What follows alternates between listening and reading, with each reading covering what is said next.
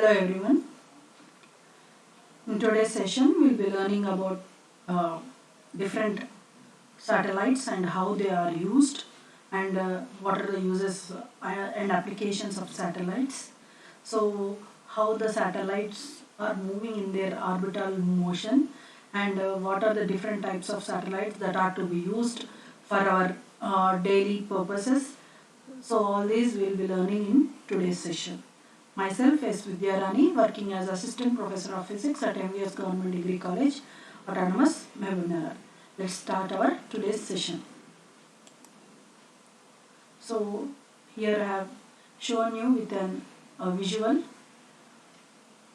See, this is the Earth, and a satellite is revolving around the Earth in an orbit, which gives us important information regarding our Earth.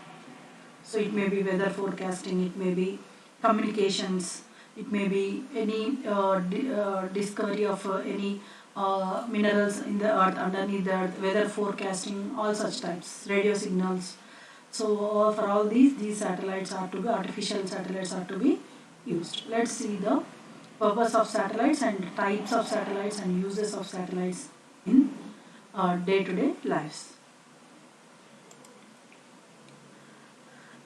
See, this is the satellites overview that we are going to learn today's class. That is, those are types of satellites such as low Earth orbits called as LEOs, medium Earth orbits called as MEOs, and global positioning system called as GPS, as well as geostationary, that is GEOs. So these are different types of satellites that are to be used for different purposes. And also we will see in the history of satellites, so from when and where the satellites usage has been started. So all these things we will learn in history. So in the third one we will learn about launching of satellites, how the satellites are launched into the orbit, so from a planet, or how we will launch the satellites from artificial satellites from our Earth. So and next we will see how the satellites work. So how the satellites are working, we will see. And next we will see the orbit distance of satellites, so which are moving around the planet Earth. And next we will see few applications of satellites in various suppose in various fields where these satellites can be applied. First, let us know what is a satellite. A satellite is a body which is continuously revolving around a bigger body. Satellite may be regarded as a secondary body. So in normal words, if you want to explain a satellite is a body which is continuously revolving around a bigger body. Satellite may be regarded as a secondary body. A satellite is a solid object which revolves around some heavenly body due to the effect of gravitational forces which are mutual in nature. A satellite is also said as a solid object which is revolving around some planet or any heavenly body. It is revolving due to the effect of the mutual gravitational forces existing between those two objects. So that means if we take the example of moon is called as natural satellite. So moon is revolving around the earth because of the gravitational pull of the earth, as well as few little amount of even gravitational force is also exerted by the moon on the earth. That means there is a mutual force of attraction between earth and moon, which keeps the moon revolving around a bigger body like earth. Next, the centripetal force required by a satellite to move in circular orbit is provided by the gravitational force of attraction between the satellite and the body around which it revolves. So here, please, we will learn about these centripetal forces in the next classes. So what is this called? So the centripetal force, that means the force required for a satellite which is able to move in a circular orbit, is provided by the gravitational force of attraction. Because of the gravitational force of the attraction between the satellite and the body, which helps the satellite to move in the circular orbit, so that it revolves around that bigger body or that heavenly body. So the force is provided by the gravitational force. That force is called as centripetal force. So in other words, centripetal force is a force which helps any body or any secondary body or any satellite to revolve in a circular orbit around a heavenly body. So again, about centripetal force we will be learning in the next upcoming classes. So for example, if you see, we know in a solar system, so if we know that there is a sun here, so Mercury, Venus, Earth, so like this all the planets are revolving around the sun. So Mercury, Venus, Earth and so on, all the planets. So this is the sun, let us say. So this means if you observe here, all the planets are revolving around the sun. That means we can say that this is a natural phenomena wherein all the planets are revolving around the sun. So we can assume all the planets to be satellites of sun, but in a natural way.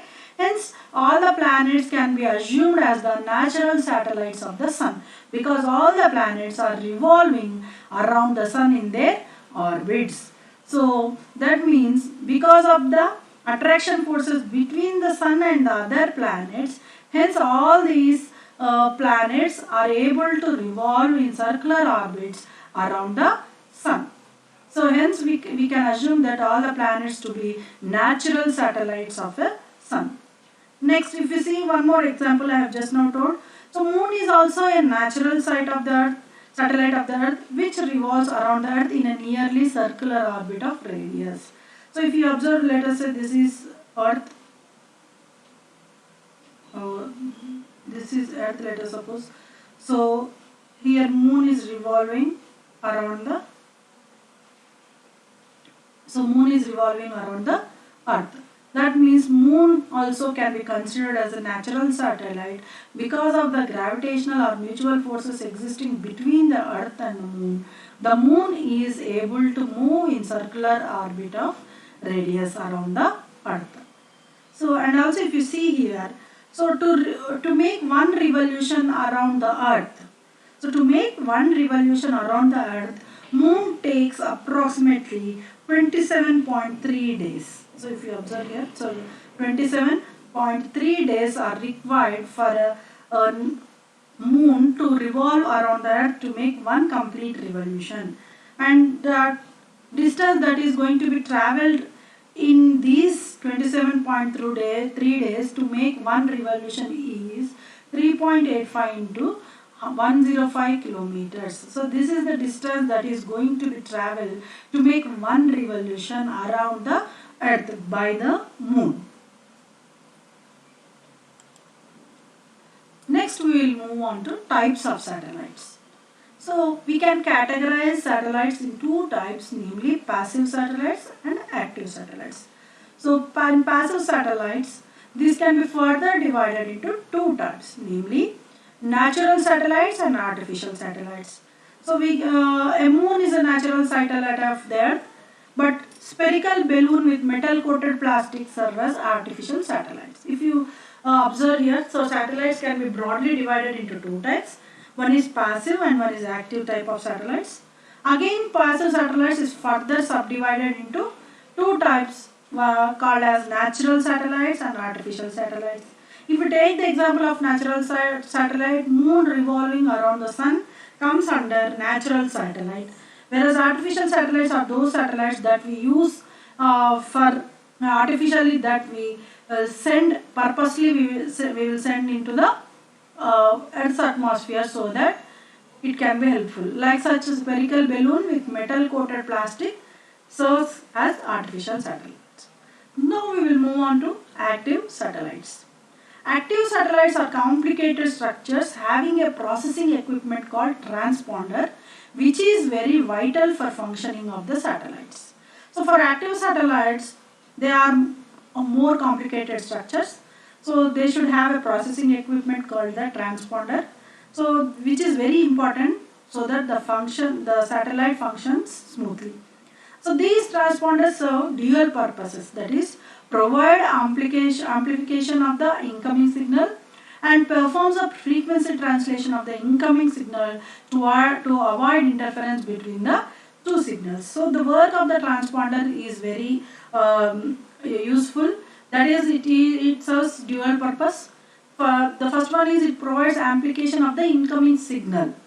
So it amplifies the incoming signal and also performs a frequency translation of the incoming signal so that it doesn't interfere with the other signal that is incoming from the other side.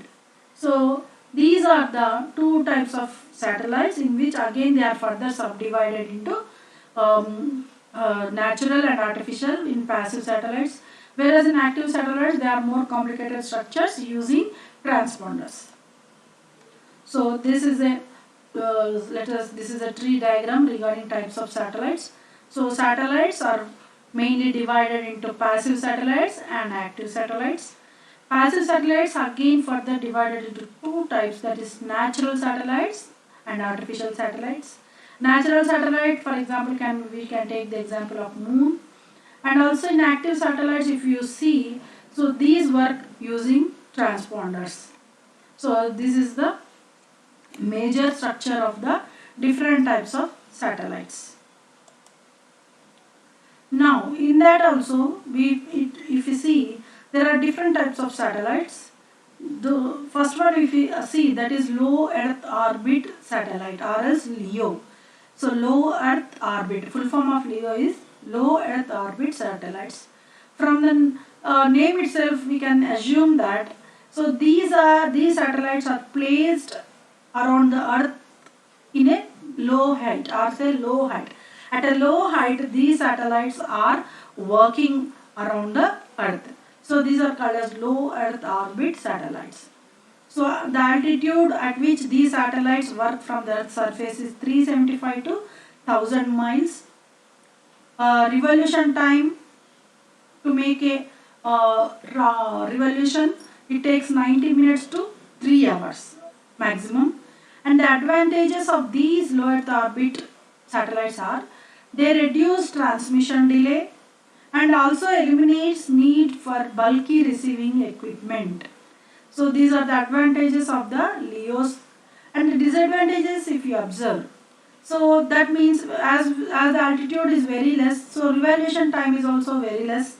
So that means only a limited area is covered, so that it sends the signal by covering a very low area. That means smaller coverage area. Disadvantages of the LEOs is they cover only small areas. And also their lifespan is very less. It is only 5 to 8 years when compared to GEOs. GEOs are nearly 10 years of life, but whereas low Earth orbits have a shorter lifespan, that is 5 to 8 years. So if you see here, these are the LEOs that are revolving around the Earth.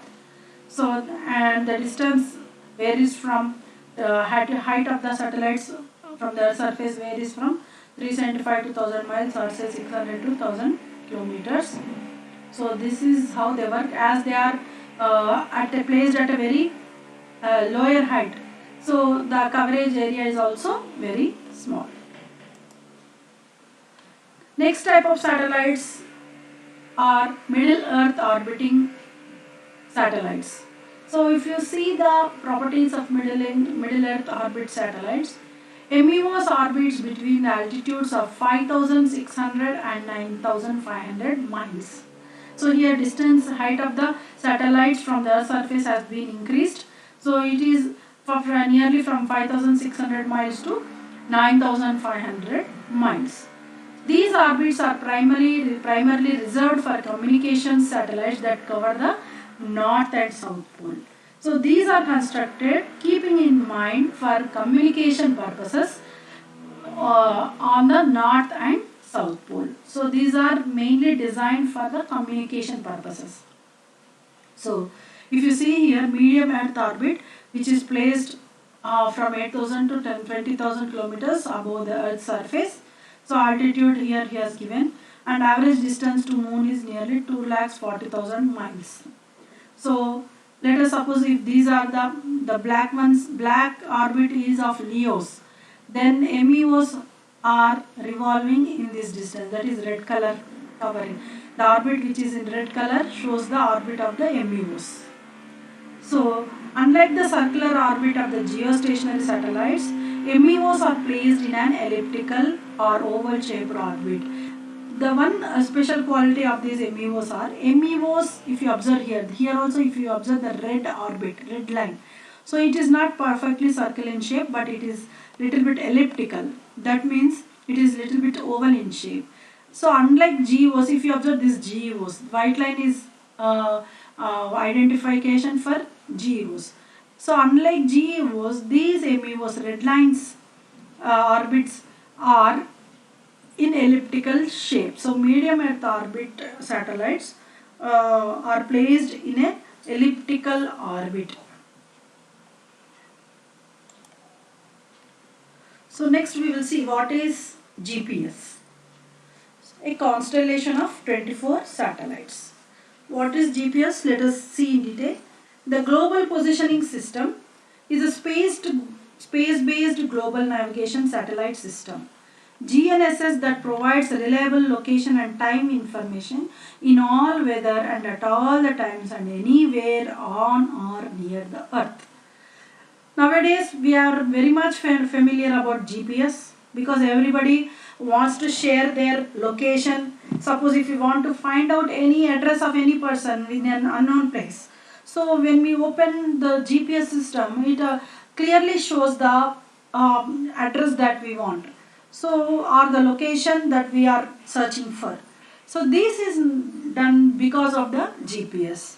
So I think you might have understand what GPS does now, because we always do use in our normal day-to-day life. So to locate any place which we don't know, or at any place on the globe, near the earth or on the earth or anywhere at any time in any weather condition. So if we want to locate any place, then this global positioning system helps us a lot to find such locations. So the Global Positioning System is a space-based global navigation satellite system which provides reliable location and time information in all the weather and at all times and anywhere on or near the earth. And also the Global Positioning System is a worldwide radio navigation system formed from a constellation of 24 satellites and their ground station. If you observe here, I have shown in the figure, there are 24 satellites which are connected to their ground station. So that means at all times, at all places, we can navigate, we can locate or we can navigate, so using radio navigation system. So what is the work of this GPS 24 satellites is that they are constantly moving and making two complete orbits in less than 24 hours. So these satellites move, constantly moving and making two complete orbits in a day. In less than 2 hours they will be moving, revolving or making two complete orbits. So these satellites travel at a speed of 7,000 miles an hour. So this is the speed of the satellites that we are using for GPS. So GPS satellites, if you see here, I have given one example. Name given as Navstar, manufacturer Rockwell International, altitude which is placed is 10,900 nautical miles, weight of the satellites in the orbit is 1900 lbs or pounds. So size is 17 feet with solar panels extended. Orbital period is 12 hours. That means in 12 hours it can rotate, make a one revolution. That means in 24 hours it can make two complete revolutions. Next, orbital plane is 55 degrees to equatorial plane. Planned lifespan of this GPS satellite is 7.5 years. Now current constellation is 24 Block 2 production satellites. So, and the spacing how these satellites are arranged around the earth is that, so the spacing of the satellites are arranged so that a minimum of size 5 satellites are in view from every point of the globe. So at a time when you observe from any place on a globe, at a time, so that place can be located by minimum 5 satellites. That is the placement of the space given for the satellites to be placed on the Earth's orbit. That is, the spacing of the satellite is such arranged that minimum of satellites can view a particular location on the globe. So that means, if say suppose in Delhi, if you want to locate Delhi, so from that Delhi, at least this point, Delhi point, is located by minimum 5 satellites which are viewing constantly. That means that is the spacing given between the planets. Hence nearly, so we use nearly 24 satellites all over the globe to track a location. At a time, a location can be tracked by 5 satellites. Next, we will move on to history of satellites. So, when was the first satellites have been constructed or used? Let us see. So, the theory of satellites was simple enough: shoot something out into space at the right speed and on the correct trajectory, and it will stay up there orbiting Earth for years, if not forever. So, the theory of satellites, if normal words, if we say that if you shoot something out into the space with the right speed and on the correct trajectory, then that satellite or that object will stay up there orbiting the Earth for years, if not forever. That means, if the orbit is at the right distance in space, the satellite will keep pace with the rotation of the Earth. So height of the satellite from the Earth's surface also decides the pace with which it rotates around the Earth.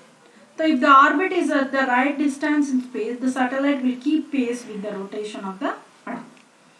Early in October 1957, communication stations started picking up a regular beeping noise coming from space. So in October 1957, first communication stations started picking up a regular beeping noise coming from space. So these signals were coming from Russia's Sputnik 1, the first man-made world satellite. So the signals were coming from the Russia's Sputnik 1 in October 1957. It was which is called as the world's first man-made satellite. Next, on October 4, 1957, the Soviet Union successfully launched Sputnik 1. The world's first artificial satellite was about the size of a basketball, weighed only 183 pounds, and took about 98 minutes to orbit the Earth on its elliptical path. That means the first satellite which was sent into the Earth's atmosphere is Sputnik 1. So which weighed only 183 pounds, and it took about only 98 minutes to orbit around the Earth in its elliptical path. Again, it was on January 31st, 1958, before a Jupiter rocket successfully launched Explorer 1, which was the first American satellite. Again, on November 3rd, Sputnik 2 was launched. The first satellite that was used for communication purpose in India was Aryabhatta, and it was launched on 19th April 1975. And Apple was launched in space, which was the first Indian experimental communication satellite. So Aryabhatta and Apple are the first satellites that were used in India for communication purposes. Next, INSAT, Indian National Satellite System, is a series of multi-purpose geostationary satellites launched by ISRO to satisfy the telecommunications, broadcasting and search and rescue needs of India. So INSAT series, that is INSAT 1, INSAT 2, so there are so many satellites of this series called INSAT. So the main purpose of INSAT is to help out us in the telecommunications as well as broadcasting and search and rescue operations that were needed by the army or navy or air forces, defense forces, or anywhere, any search and rescue operation of India. So commissioned in 1983, INSAT is the largest domestic communication system in the Asia Pacific region. So this was commissioned in 1983, and this is the largest domestic communication system that was used by Asia Pacific region. Next, Chandrayaan was launched by the Indian Space Research Organization, that is ISRO, in October 2008 and operated until August 2009. So Chandrayaan is also a satellite which was launched by the ISRO in October 2008 to study about the moon's atmosphere. So if you see here, I have already told that first artificial satellite was around the size of a basketball. So here is that satellite. The first artificial satellite was Sputnik 1, launched by the Soviet Union on October 4th, 1957. At about the size of a basketball, Sputnik 1 was equipped with a radio transmitter that gave off a beeping signal, helping the Soviets to track it on its 98-minute orbit and to signal to the world that the USSR was the leader in space. So this was the first achievement by the Russia in placing a satellite in its orbit. Next, in 1960, if you observe, this is first orbiting observations, TIROS 1 weather, which is useful to forecast weather. So it is a weather satellite. The first aerial images of the Earth from space were taken by TIROS 1. TIROS 1 means Television Infrared Observation Satellite. So TIROS 1 was launched in 1960 to find out if it was possible to watch cloud cover and weather patterns from space. So this satellite was launched to study the weather patterns from space. Although it was an experimental satellite, TIROS images were immediately put to use by meteorologists. So even though it was experimented for the first time, but it succeeded in helping out the weather forecast of the Earth. The second, in 1972, first surveying satellite called as Landsat has been launched. The first Landsat satellite was called the Earth Resources Technology Satellite, or ERTS. Since its launch on July 23, 1972, 6 Landsats have followed, with the latest Landsat 7 lifting off on April 15, 1999. Over the years, successive Landsats have not only carried better land viewing sensors, but they have created a valuable archive of images that are being used to see how the land is changing over the years. Landsat 7 carries the enhanced thematic mapper plus, which scans the Earth in 8 bands of visible and invisible light. So the main purpose of using Landsats are that to view the land on the Earth and to take the pictures of the land. So and also over these years, so all these land pictures are helpful for us to see how the land is changing over the years, how the land is changing over the years. So Landsat helps us to survey the land of the Earth. Next, in 1974, first geostationary satellite called GOES. So best known as weather satellites, the first GOES, geostationary satellites, geostationary operational environmental satellite. So this is for weather satellite, hence it is called as operational environmental satellite, was launched on October 16, 1975. So their high orbits, because they are placed at a very high distance from the Earth's surface, their high orbits and visible light and infrared sensors allow for constant surveillance of weather patterns over the entire planet and have enabled GOES to revolutionize the science of weather prediction. Using geostationary satellites, we can predict the weather, or we can forecast the weather, that is climatic changes that is going to be come. So GOES-10 launched in 1998 images the 48 contiguous US states every 5 minutes. So if you take the example of GOES-10, which was launched in 1998 by US, it takes 48 continuous 48 US states pictures for every 5 minutes. For every 5 minutes, it takes a picture of 48 US states, so that it can we can forecast the weather at which state, how the weather would be there.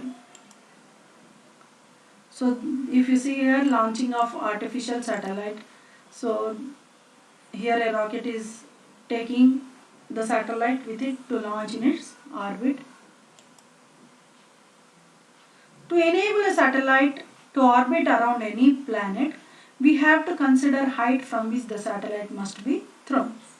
That means, first of all, to enable a satellite, to make a satellite to orbit around any planet, we have to consider the height at which it should be thrown into the space.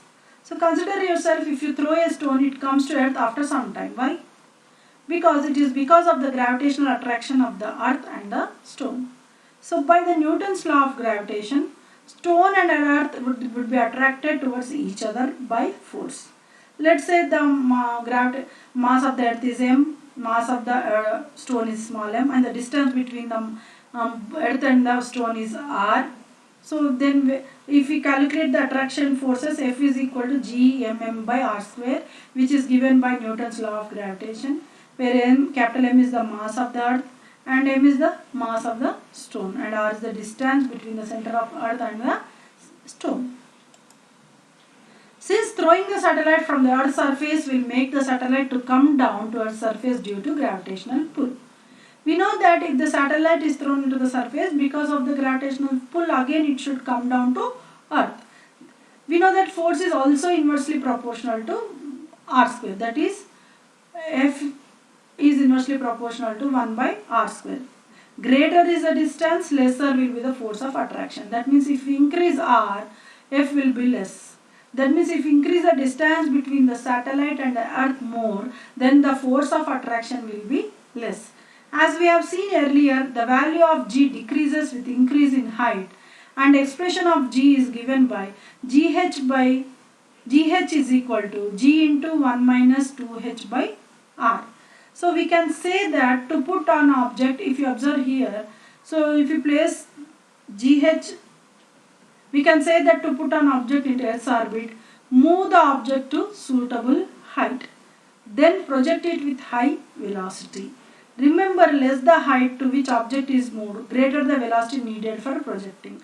So if we increase the height of the object, then lesser velocity is enough for projecting. But if the height of the object which we are moving into the space is less, then the velocity should be greater. So that means if we increase the height from where the object is thrown, then we can project with a lesser velocity. So, and also I would like to state that the velocity I was talking about is called as orbital velocity. The velocity with which the object is thrown or the satellite is thrown into the orbit is called as orbital velocity. Now we will see about geostationary satellites. A geosynchronous satellite is a satellite in geosynchronous orbit with an orbital period same as the Earth's rotation period. Such a satellite returns to the same position in the sky after each day. So geosynchronous, geo means earth, synchronous means in sync with the earth. So a geosynchronous satellite is a satellite which revolves in geosynchronous orbit, which has a time period of, or to make a one complete revolution, it takes 24 hours. That means Earth's rotation period around itself is 24 hours. In the same way, the satellite also revolves around the earth in the same 24 hours. That means, so the earth and the satellite are moving with the same velocity and with the same pace. Hence, they come to the same point at each day. That means, this satellite is in sync with the Earth's rotation. Hence, we call them as geosynchronous satellite or geostationary satellite. Such a satellite returns to the same position in the sky after each day. Basics of GEOS, let us see. Geostationary satellites are commonly used for communications and weather observations. The typical service life expectancy of a geostationary satellite is 10 to 15 years. Because geostationary satellites circles the Earth at the equator, they are not able to provide coverage at the northernmost and southernmost latitudes. As the geostationary satellites are moving around at the equator, Earth's equator, so hence they are now unable to provide information at the northernmost or at the southernmost latitudes. Advantages of GEOs, if you see, weather images can be displayed, television broadcasts are uninterrupted, uses it can be used to track major developments such as hurricanes 24 hours a day. So we can forecast all these things, and television broadcasting also can be there without any interruption. And disadvantages, if you see, it takes longer for the signal to get to earth and back to satellite.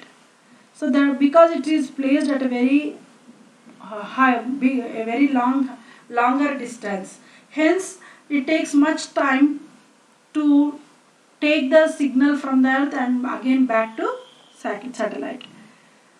Increased difficulty of telephone conversations. So telephone conversation will be little difficult. GEOs are not positioned in the farthest northern and southern orbits. As we know that it revolves near the equator, so northern and southern orbits are not positioned by the GEOs. Now let us see the uses of these satellites. These satellites have revolutionized global communications, television broadcasting and weather forecasting, and have a number of defense intelligence applications. We have seen the uses in global communications also, even television broadcasting also we have seen, weather forecasting we can do, and also rescue and search operations, and also in some defense for locating any say terrorist activities or any activities, we can see for different defense intelligence applications also these satellites are used.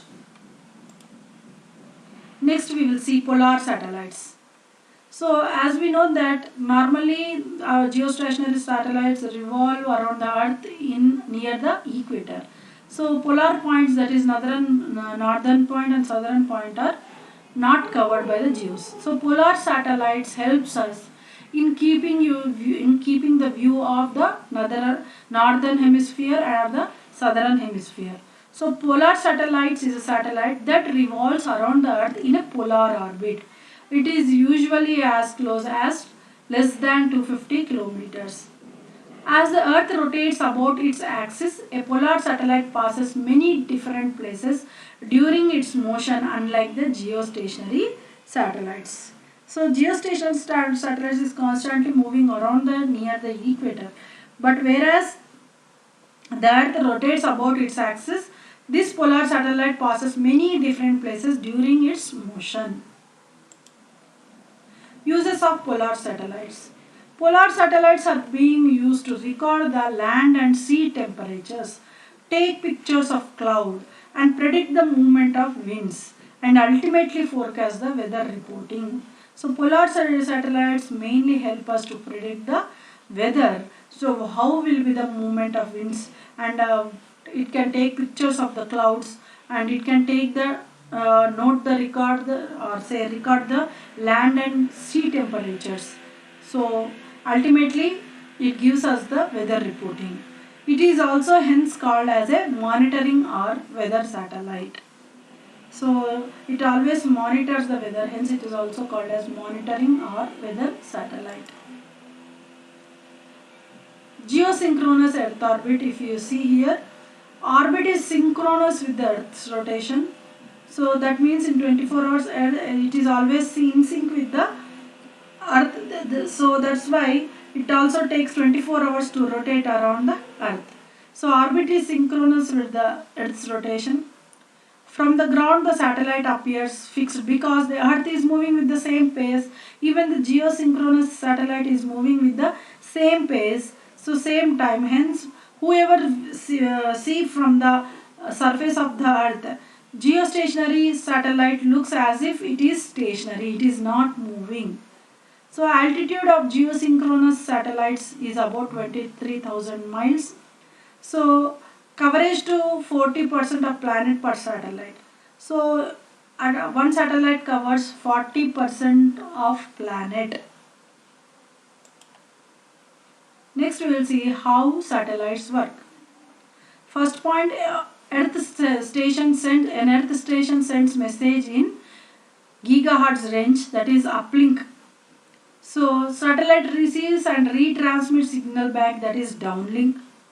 Other earth stations receive message in useful strength area, that is called as footprint. So if you observe here, there is a satellite around the earth's surface at a very say 22,300 miles from the center of the earth. So uplink, earth is sending an uplink signal to the satellite. Again the same signal is received by the downlink station, which is coming back from the satellite. And the footprints are the uplink is shown with a straight line, that is straight line this one. So and downlink is shown with a dotted line, which is coming down from the satellite after retransmitting. So other earth stations on the earth will receive message in useful strength area, which is called as footprint. So this is how the satellites work. So again I am showing here. So transmitting earth station, this is the earth here. So this is a transmitting earth station which is sending the uplink signal to the satellite. So uplink signal is received by the satellite. Again it decodes and retransmits the signal to the earth via downlink. So this is the receiving earth station on the earth, wherein the downlink signal from that came from the satellite is received by the receiving earth station. Next we will see microwaves are electromagnetic waves with frequency from 30 megahertz to 1 gigahertz. So the ionosphere cannot reflect microwaves back to the earth.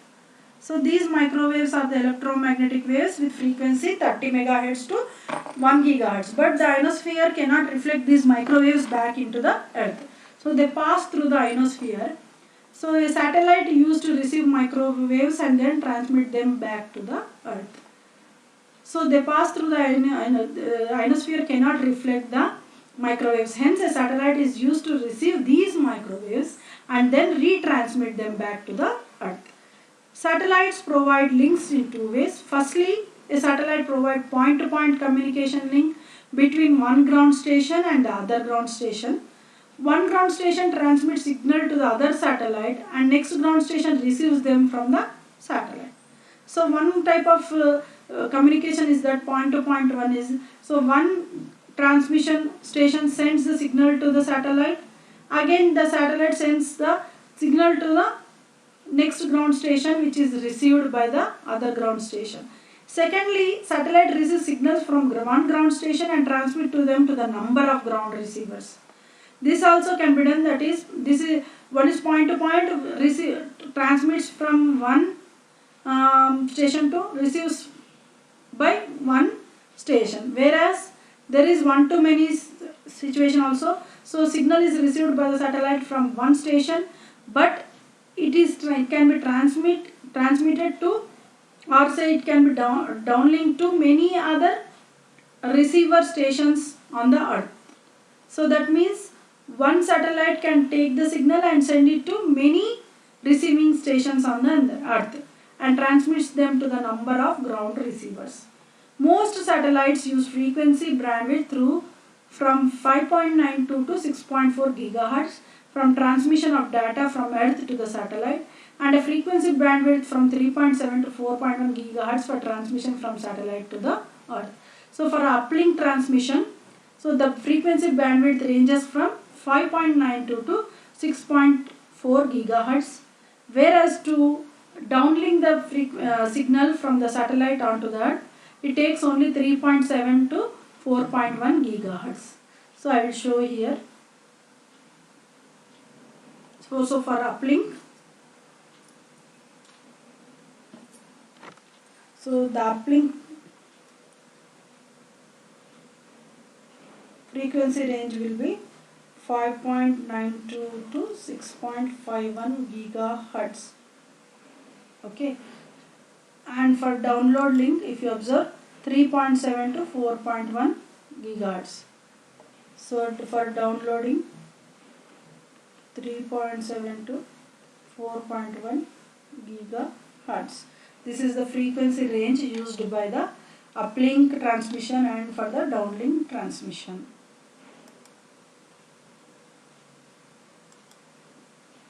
So these are the few pictures uh, which are taken by the satellite images uh, reported by the satellites. So water discovered on moon. This is the water which is located on the moon. Here also pictures of the moon where we can see the water flowing.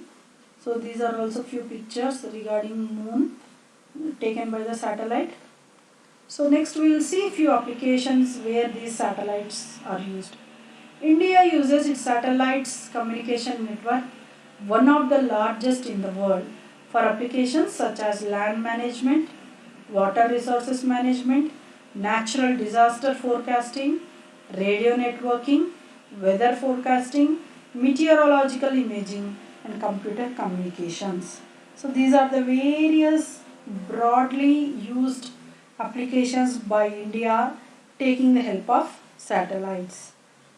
Next, the INSAT-2 satellites, which are launched by ISRO, also provide telephone links to remote areas, data transmissions for organizations such as the mobile satellite service communications for private operators, even for mobile. So satellite service communications can be used. Railways and road transport and broadcast satellite services used by India's state-owned television agency as well as commercial television channels. So radio broadcasting, TV broadcasting, communications, land land management as well as weather forecasting as well as water resource management and also road and railway transport. All in all these fields these satellites can be used. ISRO has applied its technology to telemedicine, directly connecting patients in rural areas to medical professionals in urban locations via satellites. So telemedicine is a technology used by ISRO to connect the patients who are living in rural areas wherein medical facilities are meager.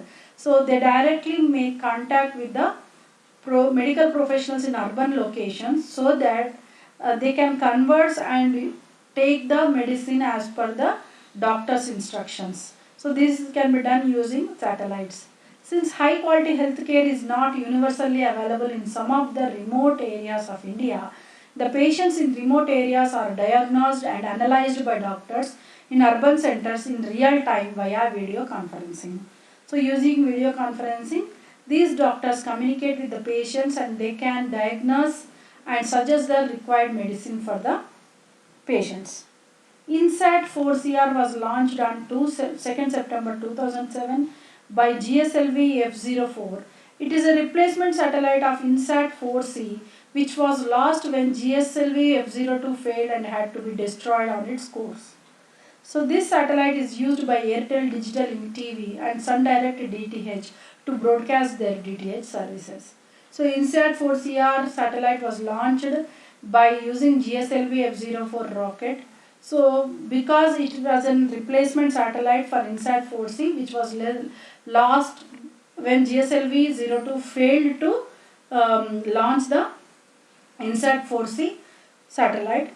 This satellite is present used by Airtel Digital TV and Sun Direct DTH to broadcast their DTH direct to home services.